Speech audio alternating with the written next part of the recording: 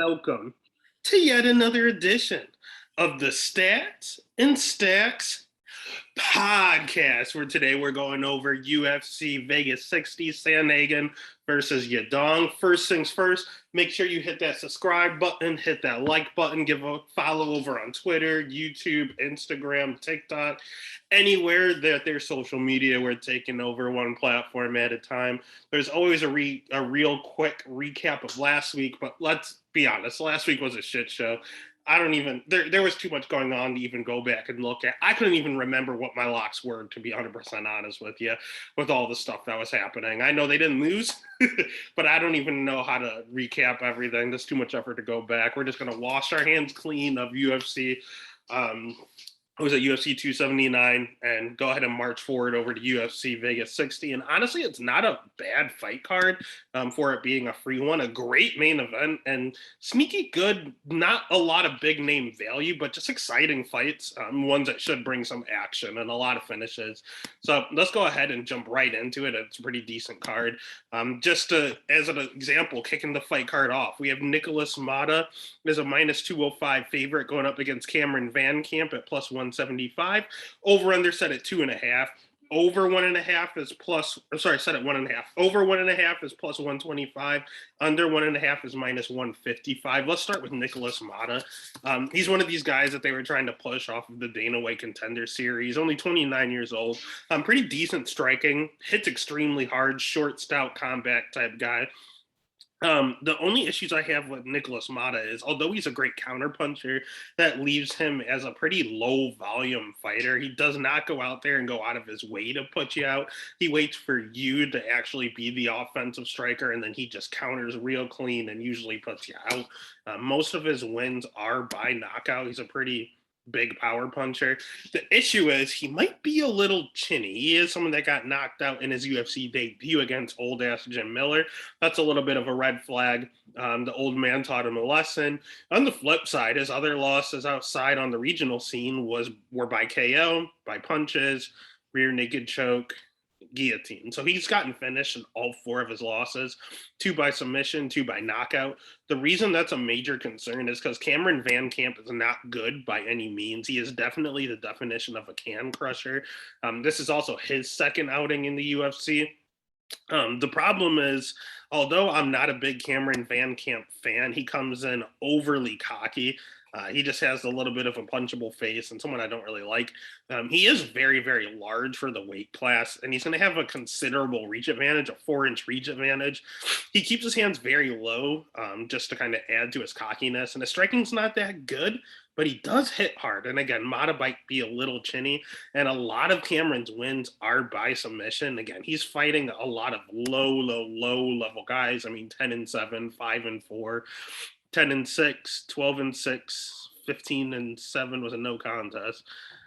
It's like these guys, I've never heard of any of these guys.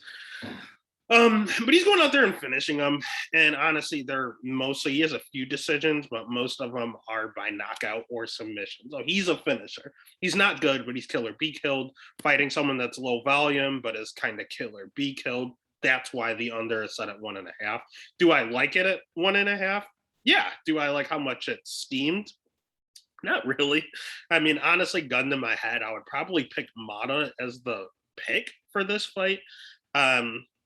Especially because Van Camp just got brutally KO'd himself by Andre Fiallo just 4 months ago. Generally, I like at least 6 months for their chin to recover. So he's jumping in against a power puncher pretty quick. And I would like Van Camp a lot more if he was able to wrestle. His wrestling's not that good. Even though he probably has a jiu-jitsu advantage, it's not going to matter if he can't get it down to the ground. But I don't know. At the end of the day, I'm probably going to pick Mata as the person to win, but I'd probably bet Van Camp, honestly. It's a sheer dogger pass. There's just a finisher going against someone that's only been finishing his losses. You give me plus 175. I saw plus 180 in some books. Give me the value. Pick his Mata, but the bet is Van Camp. Next fight of the night is one I've been struggling with internally. We have Tony Gravely as a plus 135 dog going up against Javid Basharat at minus 155. Over under set at 2.5. It's almost a straight pick 'em. Over 2.5 is minus 120. Under 2.5 at minus 110. We got to start with my boy Javid. He's someone I love. He's 12-0. It's going to be a second fight in the UFC. He picked up a win over Trevin Jones, which is a decent win. He's at Extreme Couture, which is a decent gym. His brother just got a win on the Contender Series and looked in dominant fashion on Tuesday. He's a really good striker. All of his wins but one are inside the distance. 11 of his 12 wins are finishes. Again, good striking, good jiu-jitsu. He can knock you out or he can tap you out. His wrestling's not terrible. It's not great, but it's not bad. And his cardio seemed to check out. As someone that generally gets finishes, you would be a little concerned, but I saw him in the third round in his last few fights, and he looked fresh both times. There's not a lot of holes in his game, to be honest with you. He's only 27 years old, so he's getting better and better each and every fight. It's just, I haven't seen his wrestling tested that much. I know his Contender Series fight, he fought Oren, who technically was supposed to be a great jiu-jitsu practitioner and good wrestler. He's a little overrated. He is really a can crusher. So he went out there and demolished Oren. And I had a lot of money on Javid because one, Oren looked terrible at weigh-ins. Two, the level Oren was fighting, I don't want to go into it, but it's one of the worst can crushers I've ever seen in my life. So I knew he was a total fraud, and Javid went in there and killed him. Won me a ton of money. There was some racial slurs going on. Javid literally said he could have finished him in the first, but he wanted to beat the shit out of him legally, so he dragged it on until the third round. And then he submitted the submission specialist, and he said he did it on purpose to prove a point. I mean, he literally beat the submission specialist by submission with 1 minute left. I kind of believe him when he said he drug it out. So I thought that was complete swag. I like the guy a lot. I want to ride or die with this guy. My only problem is, again, the only question I have about him is his wrestling. I haven't really seen it tested. And boy, oh boy, are we going to see it tested against Tony Gravely. Gravely, 30 years old, fighting out at ATT, a great gym. He himself has improved striking. When he was on the regional scene, he only wrestled. He didn't even throw punches. All he did was take you down to the ground with his wrestling pedigree, hold you down, submit you, do whatever he had to do a little TKO action. He's a very, very, very good wrestler. The problem with him is that he seems to slow down, first and foremost. And secondly, he seems to have questionable jiu-jitsu. I mean, he lost a decision to Merab because Merab finishes nobody. He lost to Pat Sabatini by submission. Again, Pat's on this card. He's very, very good. He's very good on the ground, but he's tapped him out. Ricky Bandejas tapped him out. Manny Bermudez tapped him out. Patchy Mix, good on the ground, tapped him out. It's not like Brett Johns tapped him out. Nate Maness, he knocked out Nate Maness, but the ref didn't stop the fight. He gassed himself out, and then he got knocked out. So he's been finished on all of his losses outside of Merab. So I don't know. Knocked out once, decision once, and all the rest of his losses are by submission. So I don't know, man. He's fought such good people. Just the names I mentioned, like he's definitely fought the better guys, the better wins on his resume. All of his losses are legit. Patchy Mix, animal. Merab, animal. Manny Bermudez in 2017 was good. Like these Pat Sabatini, animal. Like he's only lost the great guys. So do you trust the savvy veteran who has the wrestling edge, or do you trust the young up-and-comer who seems to have a striking and jiu-jitsu edge? I have no fucking clue. At the end of the day, you always go wrestler versus striker. But again, Javid is my boy, so what? I don't hate Tony. I want to ride with Javid, but plus 130, I feel like the line is off. You have to put personal feelings aside. So the pick is going to be Tony and the bet is going to be Tony, but I kind of hope I'm wrong, but I don't know. That's too much value on Tony. I'm going to have to place a bet on him. Next fight of the night is another kind of odd one here. This one could also possibly be a finish. We have over under set at 2.5. Maria Agapova is plus 125. Jillian Robertson minus 145. Over 2.5 at plus 115, under 2.5 at minus 145. We'll start with Maria because Maria has god awful wrestling. She has 42% takedown defense. She has good volume on the feet. She's a good striker. She hits decently hard. She'll have a 5-inch reach advantage. She's only 25 years old, so she's getting better and better. She's not a terrible fighter by any means. The issue is Morose is not a wrestler, and she took her down multiple times. Shayna Dobson is not a wrestler, was able to take her down and finish her after Maria got tired. Maria has a little bit of a cardio issue. When you look at her round two loss. Tracy Cortez beat the shit out of her and gassed her out because what did Tracy do? She wrestled. So Tracy's a decent wrestler. But Shayna and Marina aren't. They were still able to take her down. And the more you wrestle, the more tired she got. So I don't think she's necessarily bad on the ground. It's just when you get tired, all of your technique is very, very bad. And it just looks really sketchy when you're gassed. On the flip side, Jillian is the complete opposite fighter. She's very, very, very good on the ground. Has absolutely no striking. Got knocked out by Macy Barber. Got beat to shit by JJ Aldridge on the feet. If you can sprawl, you can beat Jillian Robertson because she has nothing, absolutely nothing on the feet. Miranda Maverick gave her the business. Tyler Santos, no shame there. Tyler's an animal. Myra Bueno Silva armbar. That was interesting. Cynthia Calvillo gave her the business. Her first ever loss was to Hannah Goldie. That doesn't look good. I like Jillian Robertson, and I think she takes advantage. She's an ultimate gatekeeper. She takes advantage of people that can't wrestle because that's not known. Heavyweights and women's MMA, if you're a good wrestler, you make it very far no matter what. So she just said, fuck it to striking and is strictly grappling in all of her matches. The issue is she's not a good wrestler. Although she is one of the best jiu-jitsu practitioners on the ground, when she gets it there and she gets on top, her top game is legit, but she struggles to get there. She can't wrestle. She shoots these really, really bad doubles and singles from super far away. They're super telegraphed. You can see them coming a mile away. She just dives at your leg. She needs to work on her takedown. Once in a while, she'll get a blast double and she'll get you down. But if she can't get Maria down, she's going to get knocked out. But on the flip side, if she does continue to just shoot takedowns and she gasses out Maria doing so, she will be able to take down the 42% takedown defense Maria, and she will be able to tap her out. So what are we going to see? Are we going to see Jill get it to the ground and submit her? Are we going to see Maria keep it on the feet and knock her out? I think the safest bet is probably the under. Women's MMA, you usually get plus money on the under. Not in this fight, because Vegas is pretty hip to what's going to happen here. So the pick is going to be Jillian. Always trust the wrestler, like the Tony Gravely fight. But the bet's actually probably going to be the under 2.5. I don't see this thing going distance. One of these ladies are going to have their way. I just don't know which way. It's literally 50-50. So give me 145 is not too bad. Give me the under. Then the next fight of the night is an interesting one. We have Daniel Zellhuber at minus 275 going up against Trey Ogden at plus 230. Over under set at 2.5. Over 2.5 minus 120. Under 2.5 minus 110. It's interesting because Daniel's only 23 years old. He's another kid coming off of the Contender Series. Massive favorite here at minus 275 in his debut. He is going to have a 6-inch reach advantage. It's very significant. He hasn't fought in a year. I'm not a fan of that. But again, he's only 23, so he's just going to get better and better.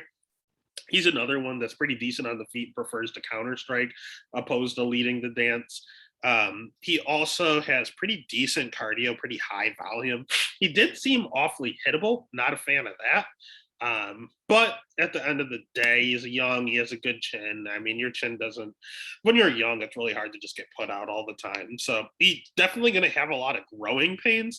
And definitely if he was fighting someone that was like a savvy veteran, would probably come in and give him problems similar to Jim Miller and Nicholas Mata. The issue is he's fighting Trey Ogden, who only has one fight in the UFC, so it's not one of these savvy veterans. It's Trey's only second fight. Trey trains over at Glory MMA. He's pretty low volume. So I said Daniel is high, Trey is low. Trey's jiu-jitsu is pretty good. I'll give him that. He almost tapped out Jordan Levitt, which is not an easy feat to do. His striking leaves a little to be desired. It's okay, but I definitely give the edge to Daniel. He has zero power whatsoever. Like, he does not throw very hard, so he's not going to be able to finish him on the feet. The only way he finishes him is on the ground. Wins over TJ Brown doesn't look half bad, but I don't know. At the end of the day, I you want to do a Dana White contender fade, but Trey lost a stand-up fight. It was predominantly on the feet to Jordan Levitt, and Jordan Levitt just literally leg kicked him for 15 minutes. What is Daniel going to do to him? And I think Daniel's the better wrestler. So, although I always do the Dana White contender series fade and ride with my boy Clint, Trey Ogden doesn't have enough UFC experience and fought enough great guys for me to fully follow that fade. So the pick is going to be Daniel, and the bet would end up being Daniel at minus 275. You have to parlay that with some stuff that I want to trust him by himself. Next fight of the night is the definition of dog or fast. We have Luma Lookboonmee at minus 225 going up against Denise Gomes at plus 190. Over under set at 2.5. Over 2.5 at minus 285. Under 2.5 at plus 225. The only reason I said it's dog or pass is because I think both girls are very good. I think both girls are very similar. And at this point, when you're going to have a scrappy stand-up affair, neither one are great wrestlers. It's going to be a scrappy stand-up affair with both ladies having a lot of volume. It's going to be really in the eyes of the beholder. Who sees what? These judges, this has split decision written all over it. Let's start with Denise. She is taking this fight on short notice. We just saw her on the Dana White Contender Series about 2 or 3 weeks ago. What was it? It was on August 23rd. So yeah, it was just about 2 or 3 weeks ago there. Her striking was very good. She had a ton of volume, and she seems to have very, very good cardio. She's only 22 years old. Her jiu-jitsu seemed to check out on the regional scene at least. And again, the amount of volume she put out was insane. Don't get me wrong, on the regional scene, I did see her get rocked in 2 separate fights. One against the fight right before the Contender Series. Or was it Milana? Yeah, I think it was. It was Milana, went out there and rocked her pretty badly. But she took that fight on short notice. So this girl's 22. She just wants to fight. She's young, and she keeps taking these short notice fights and winning. I mean, the only fight she lost, she did get knocked out. Again, she might be a little chinny. But that was her very first fight, and she's won every fight since. On the flip side, Loma, I think she's very, very good. She's just not a strawweight. The lowest the UFC goes is 115. In other organizations, they do have atomweight at 105. Luma would probably be atomweight champion. We've been saying this for years. She's very, very, very good. She's just outgunned. She's too small. She just can't handle it. And where that really comes into play is when she gets these big wrestlers. Lupita took her down repeatedly. Angela Hill won a stand-up affair, but Angela had a big reach on her. And then she got armbarred real early in her career. Again, she's a Muay Thai striker. She's very, very, very good on the feet. Her losses, again, aren't bad. Loopy and Angela Hill are great fighters. They just fought each other, ironically enough. She's only 26 years old. She is trying to implement some wrestling. I did see her take down a few people in her last fight. She took down Sam Hughes a few times. I think she took down Jinyu Fry. She's trying to mix it in. You see her trying to get better, but it is at 68% takedown defense. So I don't know if Denise is going to wrestle for sure. I don't know if Luma's going to wrestle for sure. I think it's going to be predominantly a stand-up war.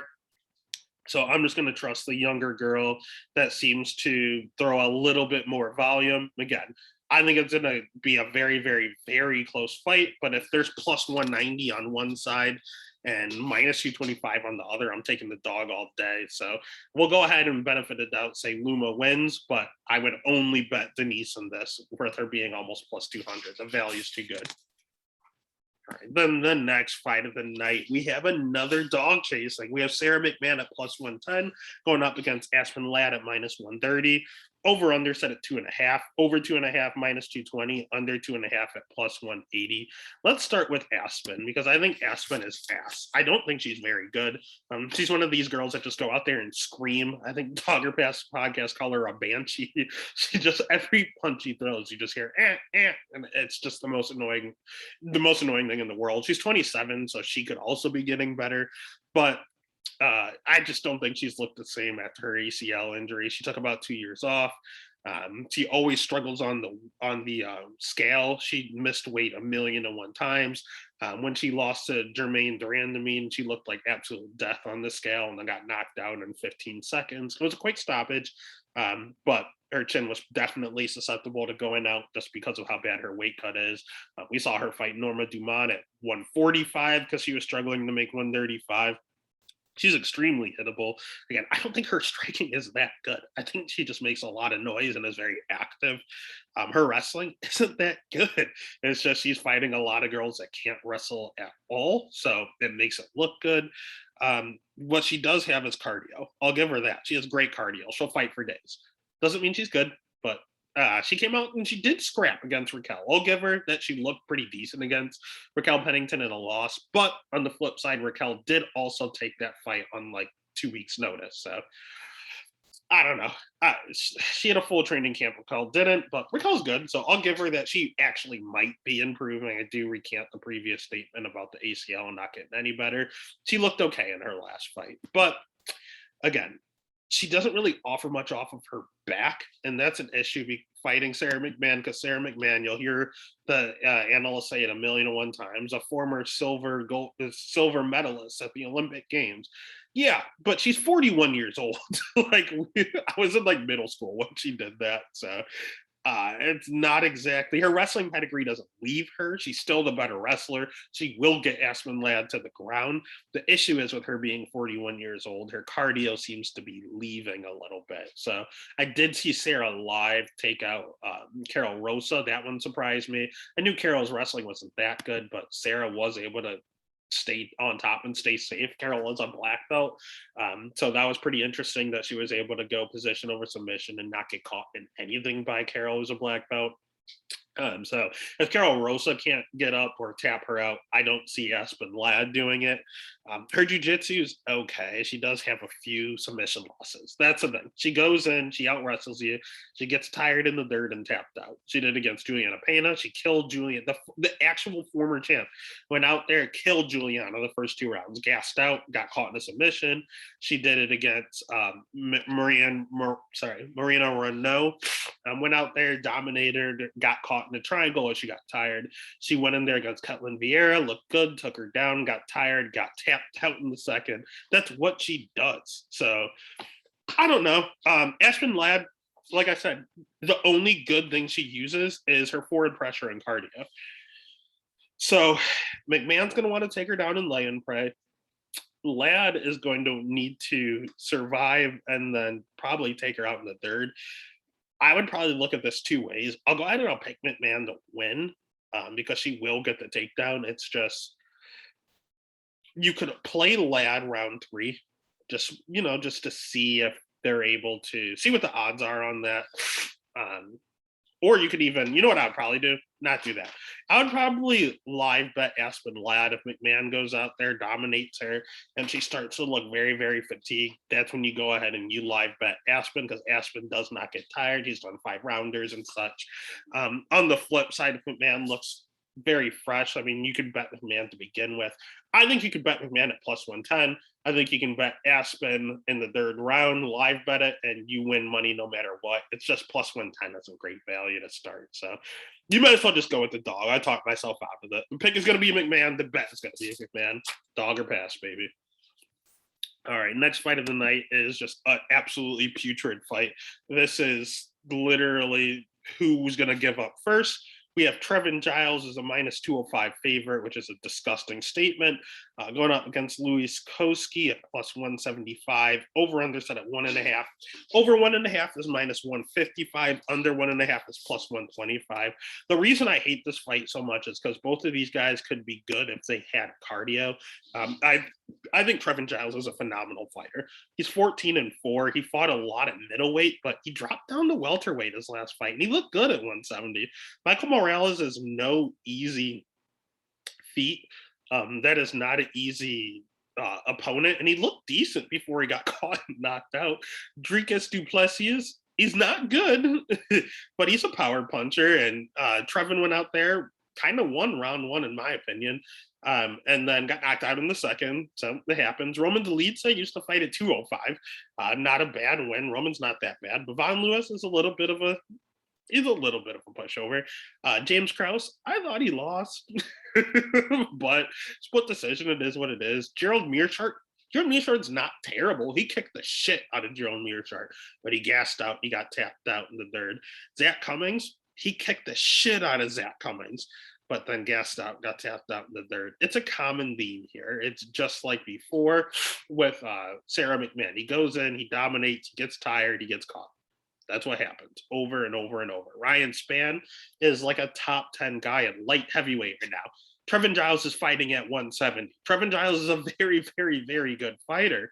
He just has poor cardio and poor fight IQ. He will do something dumb and get finished, or he will get super gassed and do something dumb and get finished. The good news for him is that he's fighting Louis Kolsky, who is the definition of a front runner. He comes out here, he tries to take your head off in the beginning of the first round, and then he gasses out quick. We saw him last lose to Sasha Paletnikov. That's not a good look. Secondly, that was 2 years ago. That was a very, very, very long time ago. What he's been doing these last 2 years, I don't know. You think, has he gotten better? He could have. He's 27 now. He was only 25 when we saw that. But then we saw his brother fight, Blood Diamond, and God, that looked bad. He did not look good. He went out there, he gassed out, and he somehow just found a way to survive. He has okay wrestling in Koski. His striking is not terrible, but it's not that good. He just relies on his farmer boy strength, ton of power. The guys he fought aren't the greatest when you look at his schedule. 11-4 is fine in the Contender Series, but outside of the Contender Series, I mean, even his loss to Sasha was 5-2. Sasha's like 5-5 now.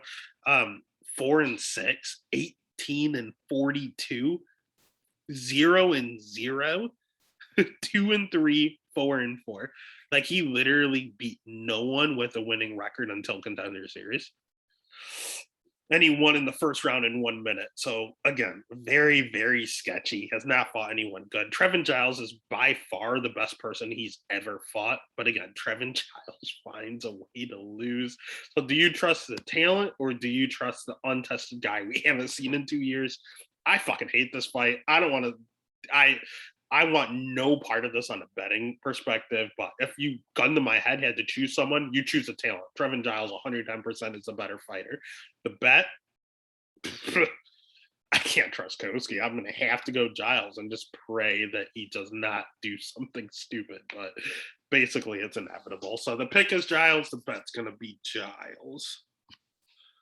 All right. Then the next fight of the night is, let's just go ahead and call it a lock, baby. We have these Philly boys. We have Damon Jackson as a plus 155 dog going up against my boy Pat Sabatini at minus 180. Over under set at 2.5. Over 2.5 is minus 230. Under 2.5 at plus 185. Let's start with the undefeated Philly boys. We got Pat Sabatini. We have Jeremiah Wells. We have Joe Pyfer later on this card. We have Sean Brady. All of these guys have not lost in forever, man. Renzo Gracie Philly is on a fucking roll. TJ Laramie is a great fighter, very underrated, and Pat went in there and handled business. Tucker Lutz is a pretty decent fighter. Pat went in there, handled business. Jamal Emmers, I think, is one of the most underrated fighters on the roster. He beat the main eventer in Corey Sandhagen a while ago, who's very good, and Pat went in and handled business. Tristan Connolly's not terrible. He's a savvy veteran of the game. Pat went out and handled business. Dude, Pat's good. Pat's very, very, very good on the ground. He's a phenomenal jiu-jitsu practitioner. If he snatches a limb, you're done. His wrestling's pretty good offensively. Defensively, surprisingly 50% takedown defense. Part of that is because he's so comfortable on the ground. So it is what it is. His striking is improving. He is getting a little better on the feet. He is a touch chinny. So if you have any sort of power, when he runs into someone that's able to sprawl and brawl, Pat will be in a little bit of trouble, especially with this volume. That's the one thing I could change. I don't even care if he's chinny. You can't change that, but you can change the amount of volume you throw out there. Pat doesn't throw a lot of punches or kicks. But when he does, he hits hard and it looks technical. It's just very, very low volume. Um, and he has slowed down in fights before. He's looked fine going all 3 rounds before, and he slowed down before. You never really know which one you're going to get. But all in all, his bread and butter is that wrestling and that ground game. He is very, very, very good on the ground. And the reason I want to lock Pat Sabatini is because the guy he's fighting is the exact same thing as him. Damon Jackson is a good wrestler. They both have D1 wrestling pedigree. Damon Jackson is a very good jiu-jitsu practitioner. He'll have a 3-inch reach advantage, which is important in a matchup like this. But he has been finished in all of his losses. He himself is a little chinny. All of his losses are actually 3 of them by knockout, 1 of them by submission. His cardio is pretty decent. It checks out, but he slowed down his last fight. So it's against Archuleta. And that was one that had a lot of wrestling involved. So was it because he wasn't able to just go out there and dominate and he had to wrestle a lot? Is that what gassed him out? Because that's what this fight is going to be. But that's also probably going to gas out Pat. So I don't know, man. I think that and he has 40% takedown defense. So both of these are D1 wrestlers. They're very good offensively wrestling, but defensively, they're under 50. But again, it's because of how comfortable they are on their back. They say, go ahead and take me down. I want to be on the ground because I'm a good jiu-jitsu practitioner. So I don't know, man. The Leech is also low volume and hittable. So they're literally the exact same thing. Difference is Damon has a 3-inch reach advantage. Pat is on a roll at a good gym. I'm gonna go Pat. I do think Pat has the better wrestling. I think he's better on the ground. I think he's better on the feet. I think he's just a touch better everywhere this fight goes. And I just like him a lot better. So the pick is gonna be Pat. The bet is gonna be Pat. Speaking of people I like, next fight, we have Marc-Andre Barriault at plus 155 going up against Fluffy Anthony Hernandez, minus 180. Over under set at 2.5. Over 2.5 is minus 110. Under 2.5 at minus 120. Bro, I love Fluffy, and I love Fluffy for personal reasons, solely on the fact that I'll say it every time he fights. I called Fluffy by submission over the black belt Hunter, and that was like the biggest bet I ever, like biggest odds I've ever hit on a bet personally that I called to a T. I love Fluffy for that, man. One arm guillotined Rodolfo. It was phenomenal. Fluffy has pretty decent jujitsu. It's not like good enough to where he's going to go out there and tap out every black belt. He has good cardio, and he took advantage of Rodolfo gassing himself out. Fluffy's wrestling, he showed it in his last fight. Fluffy went out there and took down Josh Frem multiple times and was consistent and pressured him and took him out. His striking's also pretty good, and his cardio checks out. So, like, it's good to see that Fluffy is a pretty good striker. He knocked out Jordan Wright, but then they made it a no contest. Because Fluffy was smoking before the fight. So it is what it is. I don't think marijuana is going to affect your power. If anything, it's going to make it harder to go out there and knock someone out. So all the power in the world to Fluffy going out there. He beat Brendan Allen. That's a good win. All in all, he's just a decent fighter. His loss to Marcus Perez did not age well. But then his other loss was to Kevin Holland, and Kevin Holland's a monster as long as he's not fighting Khamzat. So at the end of the day, he only has good losses, basically. He's beaten some decent guys, and he's just an all-around generalist. He's good everywhere the fight goes. On the flip side, you can almost say the same about Power Bar, Marc-Andre. He's generally pretty durable. Now, he did get knocked out by Chidi, who we'll talk about later, in like the matter of seconds. It was like one head kick and he went out, but Chidi hits like a truck. Yeah, 16 seconds. It was an overhand right. Whatever. At the end of the day, Power Bar is known for his cardio. Marc-Andre has very, very, very good cardio, but then again, so does Fluffy. He's also a generalist. He's okay. He's pretty decent on the feet. And he is okay wrestling. It is not the greatest wrestling. He more or less gets you tired and then starts to wrestle. He has 68% takedown defense. That's pretty big. If you're under 70, I think you're, able to be taken down. And that's what Anthony's going to have to do because Mark Andre just pressures you. He's not the greatest striker. He's not the greatest wrestler. He's not the greatest jiu-jitsu practitioner. All he does is pressure you, pressure you, pressure you until you break. And he tries to break you. And then at that point, he can go in and get the job done. It doesn't work if you're good, though. Like, Chidi just knocked him out. That was an anomaly. I think that's the first time he's ever been knocked out. Outside of that, he lost to Jung Young Park because he was able to sustain the pressure. He lost to Christoph Jocko because he was able to sustain the pressure. He lost to Andrew Sanchez, who out-wrestled him in an effort to sustain the pressure. I need Fluffy to do the same thing. Same thing he did to Josh Frem. Go out there, wrestle, get the job done. So the pick is going to be Fluffy. The bet is going to be Fluffy. I like Fluffy a lot here. And then the next fight of the night is a weird one. This is a lot of me having to put personal bias to the side. We have Tanner Boser as a minus 165 favorite going up against Rogerio Nascimento at plus 140. Over under set at 1.5. Over 1.5 is minus 125. Under 1.5 is minus 105. The reason I want to say it's personal bias is because of Rogerio. I'm not a Rogerio fan.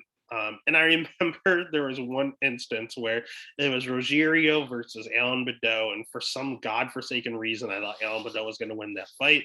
Alan Badeau came out and looked phenomenal to start the fight, almost knocked him out a few times. And I had a friend who, shout out Timmy, bet on Rogerio, and he was telling me how Rogerio was going to win. I was like, no, I have this dog in Badeau. I swear he's going to win. Rocked him a few times, and then he gassed out Rogerio went there and got the job done. So I was annoyed. I thought that I had it read correctly, and Rogerio spoiled my day by surviving.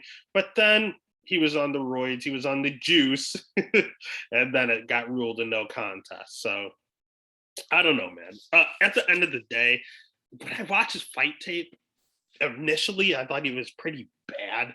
And he looks pretty bad on paper, like beating Dontel Mays, big whoop, losing to Chris Dawkins in 40 seconds. That's not a good look.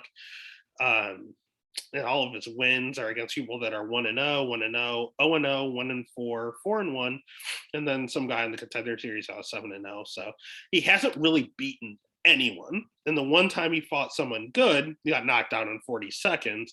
And then he fought Alan Badeau, who's trash, and almost got knocked out, but if he wasn't on the juice, he probably would have went out, but he was on the juice. It came back and won. So not a lot of stuff to like about him, but I do like that he has a sneaky good ground game for a heavyweight. His wrestling is not as bad as I remember. It's a pretty decent body lock. That's the only thing he has. But he does seem to slow down. But he will have a 5-inch reach advantage, but he is hittable. It's like always a lot of good and bad stuff. He's not very good on the feet. But he does do a lot of the like power bar pressure where he just wants to break you going forward. So I don't know. He's just a weird fighter, man. I think he can beat a lot of these guys in this heavyweight division because he's so good on the ground. It's just his wrestling is he has one takedown. If you can stuff that, you're good to go. On the flip side, Tanner Boser. Good news for him is that he's definitely the better striker. He doesn't hit particularly hard, but he's fast as shit, man. He only weighs he weighs in all the time at like 225. He always weighs in very, very, very light. 70% takedown defense. That's going to be big here because he's not particularly good on the ground. His cardio checks out. Again, he's small for the division. He's fast, very good on the feet. He uses its speed over power, speed and technique over power, and I like that a lot. Zero ground game. So 70% takedown defense. The only thing I like about that is all the takedowns I saw in the UFC. Malir Latifi was shooting in on his legs. Who else? Did Sandhagen take him down? I think that was the other one that took him down. He shot in on, or no, OSP took him down. And he shot in on his legs. It wasn't just getting the body lock that Nascimento was getting. So you know what? I take that back. OSP did. Oh God, he tossed him. Sorry, I literally did fight tape on this one earlier. Honestly, on paper, I think Tanner should be the favorite. I think he should win the fight, but I have a bad gut feeling about Nascimento. And usually when I don't like these people for no reason, they keep costing me money. I feel like it's going to happen again. I can't touch the over under because Nascimento wins inside the distance. Bozer probably, if it's set at 1.5, let's take the over. Well, I'm going to take Tanner Bozer to win, and I'll take the over 1.5. And then I think let's take the over 1.5. I would stay away from that fight. But probably the fight I'm most confident in on this whole card is Alan Amedowski at plus 360, going up against the aforementioned Joseph Pfeiffer at minus 450. Over under set at 1.5. Over 1.5 plus 145. Under 1.5 at minus 145. Listen, Dana White, the very first week of the Contender Series, hated every single fight happening. Then the main event happened with Joe Pfeiffer, and Dana was out of his seat, ranting and raving about this kid. The most I've ever seen Dana talk about someone on the Contender Series outside of Sean O'Malley. He loves this kid. He was on the Contender Series the first time, lost in Dustin Stolfist because his shoulder separated. Can't really control that. And then he got caught in a guillotine. Those are his two losses: an injury to his arm and got caught in a guillotine. Shit happens. Otherwise, he's pretty decent on the feet. He can strike. His jiu-jitsu, again, he's one of these Philly Gracie guys. He's pretty good. 25 years old. Wrestling, he can get you down to the ground if he wants you there. Pretty athletic. He doesn't look it, honestly, but he's a lot faster and stronger than he looks. Deceptive athleticism is how I'd announce it. All in all, just a good fighter. Training again with Sean Brady and Jeremiah Wells every single day. He's good, man. All in all, because he's 25 coming off the Contender Series and Dana loves him so much, they're going to give him the biggest cupcake they can to keep pushing this kid. And a la Alan Amedowski, this guy should not be in the UFC. He's 8-3. He has lost all 3 of his UFC fights. Don't get me wrong, he hits hard. Look at his wins: knockout in 12 seconds, knockout in 1:40, knockout in the second round, knockout in the second round, knockout in 3 minutes. Like, all he does is go out there and knock you out in the first or second round. Every single one of his wins, knockout. Hits extremely hard. Striking, not the worst in the world. Problem is, he's extremely hittable, has absolutely no volume, and has absolutely no chin. John Phillips is like one of the worst fighters to ever go into the UFC. He had 1 win. It was over Alan Amedowski. Alan Amedowski lost to Joseph Holmes. He got clipped and he got knocked out and submitted all within a minute by Ugly Man Joseph Holmes. Ugly Man is not good. This kid is not good whatsoever. Zero jiu-jitsu. Very hittable when he is on the feet. All he has to do is pray that he hits you first. And honestly, it's not going to happen here. Joe Pfeiffer is too fast, too athletic. He wants him to the ground and wants to just submit him. Easy money. Take him down, get it done easy. If he wants to make it look good and stay on the feet, you're going to play with fire because Allen does crack. But he doesn't really have cardio and he doesn't have a chin. So all you have to do is catch, or volume. All you have to do is catch him once before he catches you. So Joe wins this fight 9 times out of 10. So the pick, and that's why it's lined at minus 450. So the pick is going to be Joe. The bet would be Joe. Next fight of the night is probably the most even fight on the card. We have Andre Fili as a minus 120 favorite going up against Bill Algeo at plus 100. I actually saw even money recently. Over under set at 2.5. Over 2.5 is minus 215. Under 2.5 at plus 175. Let's start with Andre. He's one of these premier guys at Team Alpha Male. He is okay wrestling. Team Alpha Male, you automatically think of wrestling. He's more of predominantly a striker. I mean, he's a good striker. He is a little hittable for my liking. He does have a tendency to go forward. He is someone that doesn't always get KO'd. I know he got KO'd in his last fight, so that doesn't look good against just Joe Anderson Brito, but Brito is a truck. He hits very, very hard. He clipped him, he put him out. He doesn't generally get knocked out, but he does get clipped and rocked a lot. Michael Johnson rocked him. Sadiq Youssef rocked him. Bryce Mitchell just out wrestled him. Calvin Kattar rocked him. And then he got knocked out by Yair Rodriguez. You can put him out. It's just he's one of these again. I'll always compare him to Usman. Now Usman has been knocked out before now with Leon Edwards, but he gets rocked in almost every fight. Just recovers and keeps going, but he keeps getting rocked. It's one of these guys are going to put him out, and that chin is going to go. He's only 32, so I can't say he's washed by any means, but I don't know if that chin is leaving. The good news for him is that he's fighting Bill Algeo, who might be the most pillow-fisted fighter in the featherweight division. Don't get me wrong. I fuck with Bill. I love Bill. Bill's one of my favorite fighters at 145. Senor Perfecto's the guy. He's great. He is a great fighter. He has good cardio, great cardio. He uses it as a weapon. He has good striking. He's a Brazilian Jiu-Jitsu black belt. God awful wrestling. The man has a 50% takedown defense. He cannot stuff a takedown. He's been taken down like 26 times in 3 fights or something crazy like that. I forgot, or 23 times in 6 fights, something like that. Again, high volume. It's just God. He can't stuff a takedown. So Feely does mix in wrestling from time to time, even though that's not his forte. This definitely should be a strategy going into this fight. When it's just on the feet, I think it's 50-50. I think Feely's going to hit harder, but Algeo is going to have more volume. So it's going to be tough for the judges to judge. This has split written all over it again.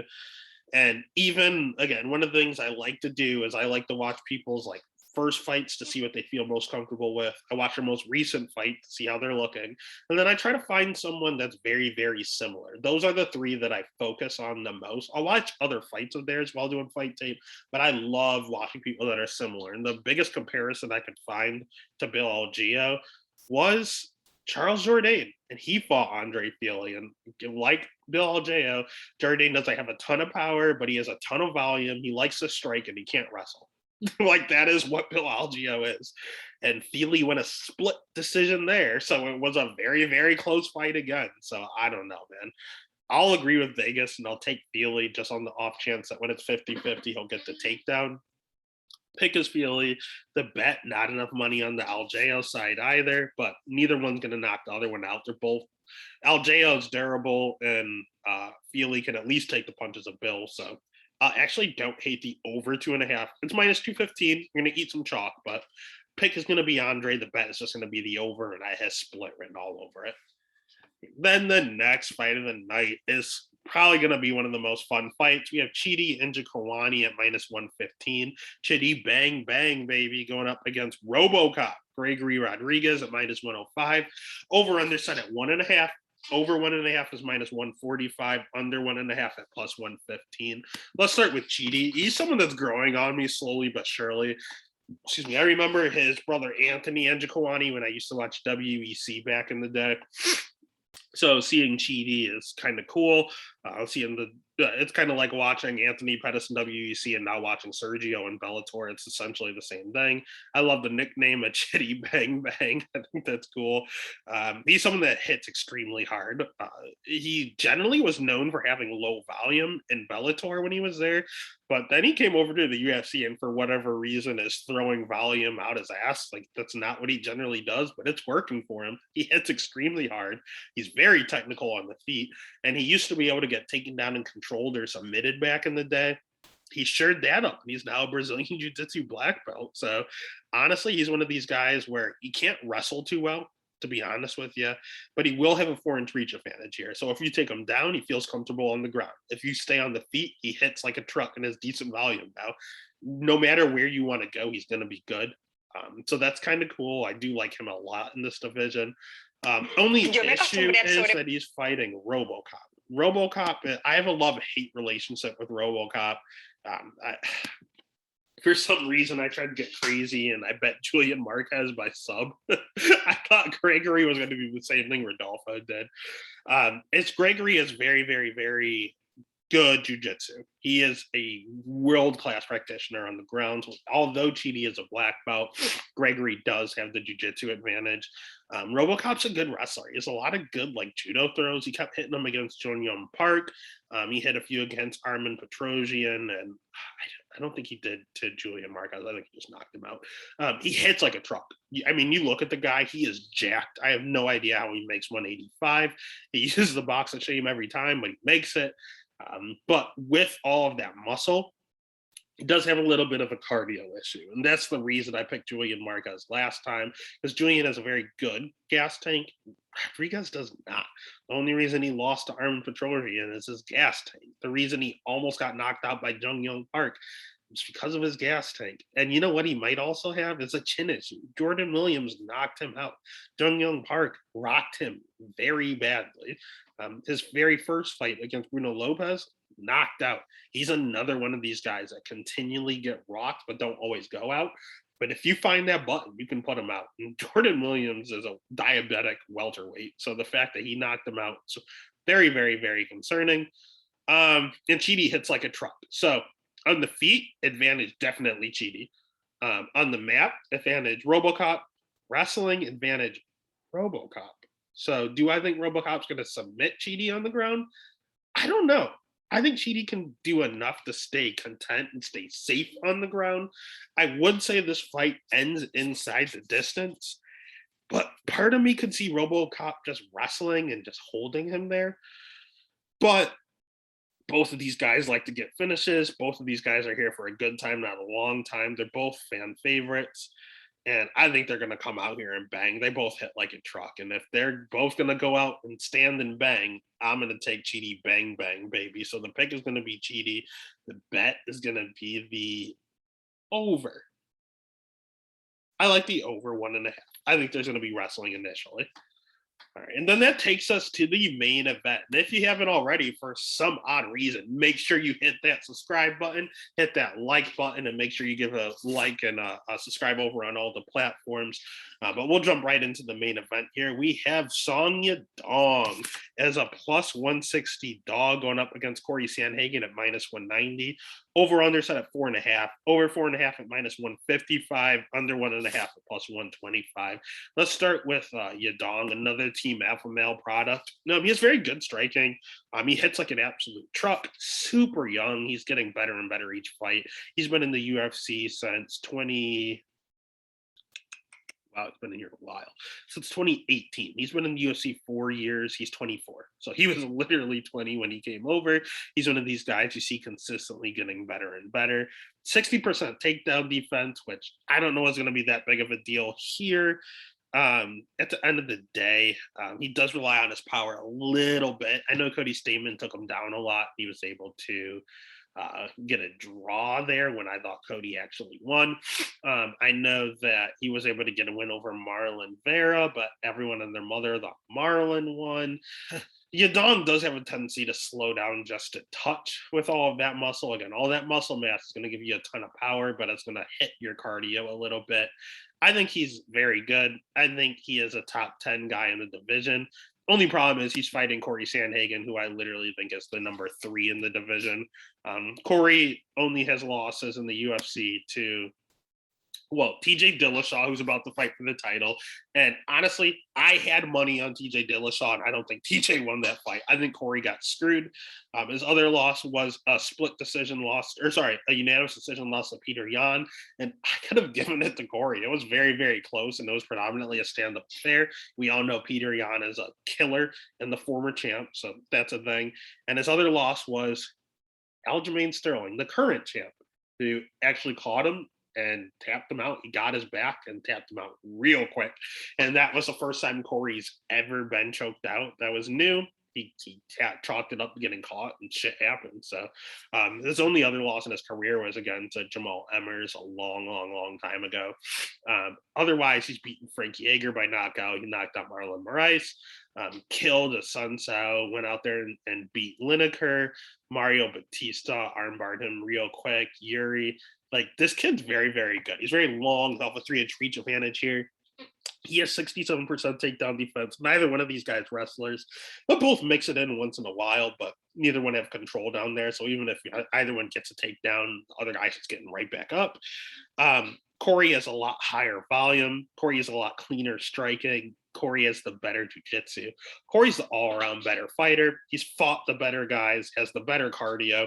He's literally outgunning Yadong everywhere. I think this is probably one of the best blocks. I know Corey is on a 2-fight losing streak, but again, he had a very questionable split decision, and then a second decision that was also kind of questionable. So let's get him back on the winning track. He just fought for a title. Let's get him back on the roll and fight for that title again. So the pick is Corey. The bet is Corey. And that is UFC Vegas 60. It's a pretty decent card in all honesty, especially for it being free.